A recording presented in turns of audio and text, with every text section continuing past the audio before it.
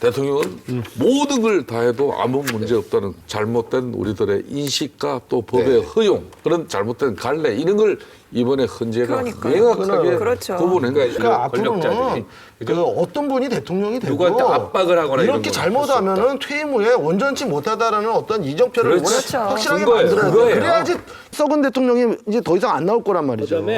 저 예전에도 제가 방송에서 그런 얘기를 한 적이 있었는데 우리는 정치인들이 잘못하고 국민들이 해결한다고 그런 얘기를 했거든요. 예, 그러니까 탄핵 국면이 이제 연장선으로 계속 이어진다면 이게 이제 차기 대선에서도 영향을 줄까봐 이제 그 부분이 좀 우려되는 부분인데 그러니까 정치권이 뭔가 좀 해법을 좀 제시해야 되는 거 아닌가요?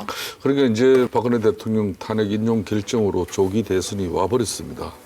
이제 앞으로 한 50 며칠 이후에는 5월 9일이 거의 기정사실로 되는데 이번 탄핵 정국에서 가장 큰 수혜자는 누가 뭐라 그래도 문재인 전 대표입니다. 그렇죠. 박근혜 대통령이 분명히 잘못했습니다. 잘못했다고 해서 그 반사 이익으로 그냥 대통령이 되는 것은 저는 이건 위험한 일이다. 아니 근데 아마 탄핵 세대라는 말이 나올 텐데 지금 2030 그 세대 광장에 많이 나왔던 사람들은 아주 엄청난 자부심을 갖게 될 거예요. 우리가 역사를 만든다. 무능한 대통령을 쫓아내고 우리가 새 대통령을 만든다 하는 거예요.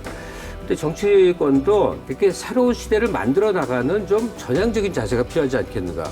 그러면 예를 들면 민주당이 존재하는데 바른정당의 태도를 보면 일부 정책적 차이는 분명히 있어요. 그런데 왜 바른정당과 민주당 합당을 못하냐 하는 거죠. 정치적 상상력으로 가령 사드 문제 의견이 다른 건 정말 당내에서 막 터지게 싸우면 되는 것이에요. 새누리 좌파라고 하는 바른정당은 민주당으로 보면 민주당 우파가 되는 거예요.